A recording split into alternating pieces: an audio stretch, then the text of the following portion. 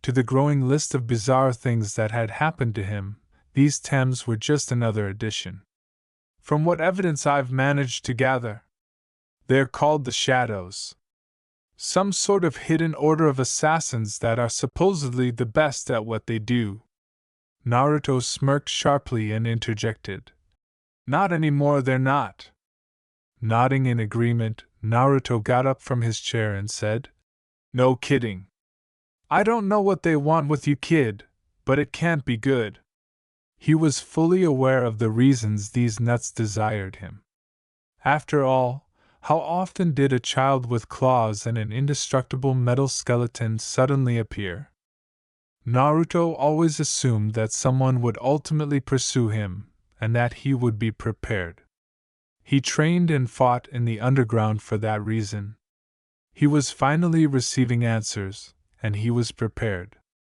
So what are you going to do now? They'll be coming to me soon, Naruto murmured while staggering clumsily around the room. He had never felt this way before, so he asked himself, What the hell's wrong with me? He could feel the room whirling around him. Naruto felt his mouth drying up and rubbed his eyes. Manny smirked and put his unopened glass back on the desk, revealing, That would be the tranquilizer that was in your drink. Boys, tell my new friends that the cargo is ready for transport.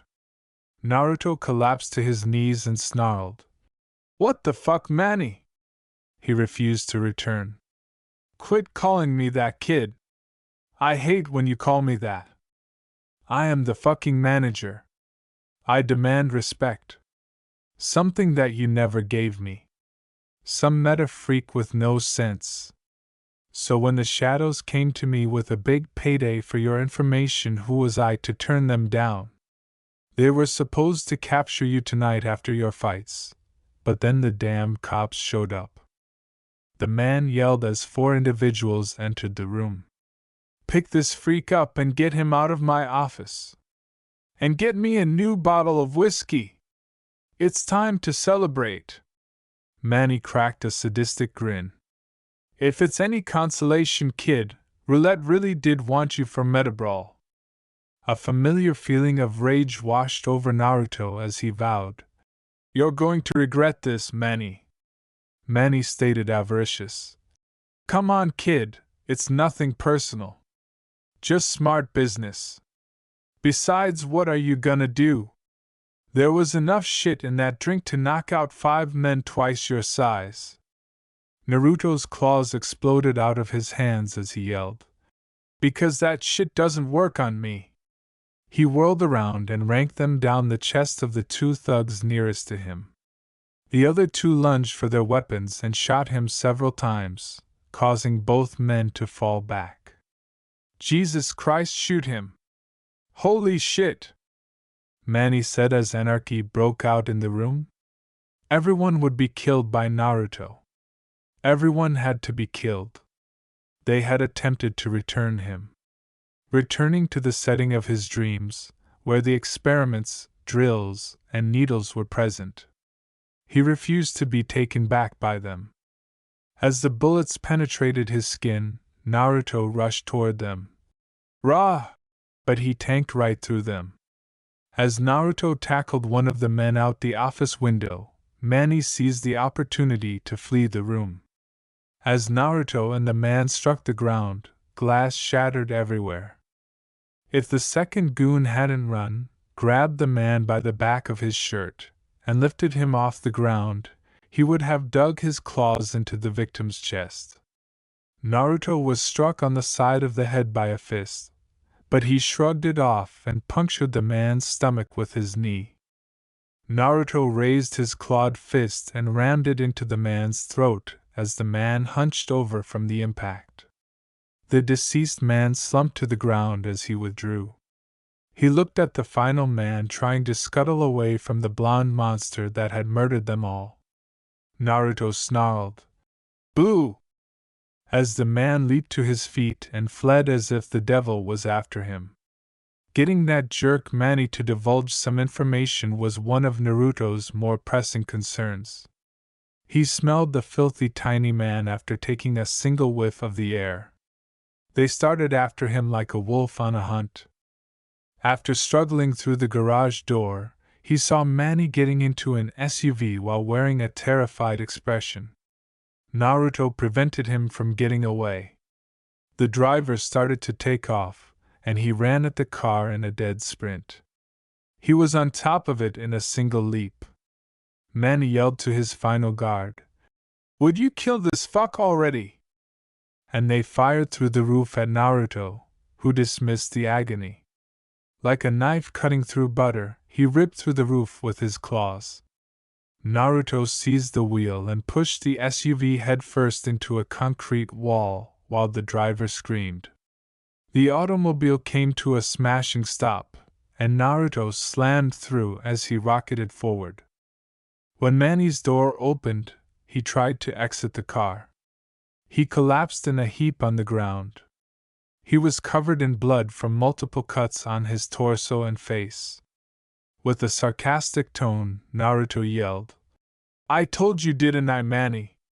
That you were going to regret this decision." Climbing through the noise, he stalked in the direction of the fallen crime boss. Claws ready? His body was covered in wounds that were mending. He now merely had the appearance of a teenager dressed in jeans and an orange t-shirt that was severely torn. Manny tried to crawl away, mumbling, "Fuck, fuck, fuck." Naruto, however, was faster.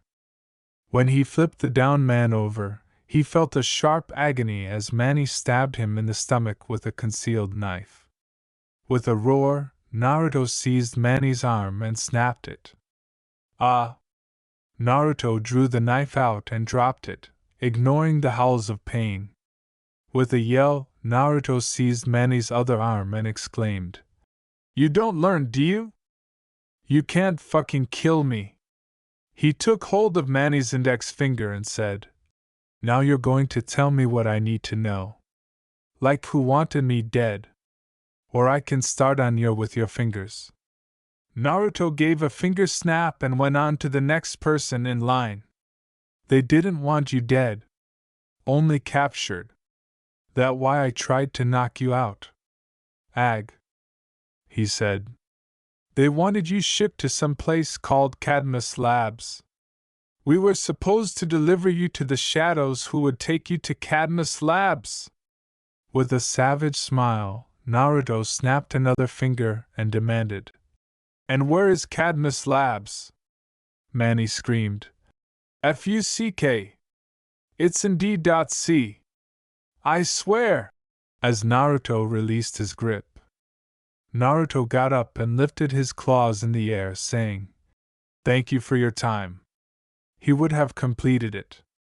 He would have used his metal claws to wipe this filthy stain off the map. If it weren't for the sirens and red and blue lights that flooded the lane. He sheathed his claws and said, "Luck is on your side tonight, Manny." Then Naruto rushed back into the garage and climbed into a pickup truck. "But fighting cops? Well, been there, done that. Don't suppose you'll mind if I borrow a ride?" "No?" "Great," he said. A set of keys dropped into his lap as he flipped the visor.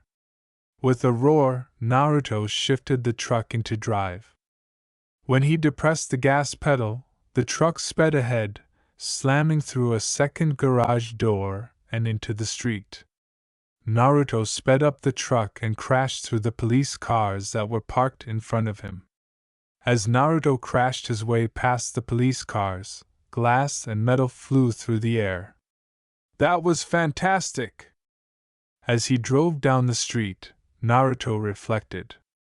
His life was becoming an action film. I said I could drive to Jason. Naruto had to move quickly. He was more likely to lose his opportunity to learn about Cadmus Labs the longer he remained in Gotham. His heads tightened around the steering wheel, and he looked down at them.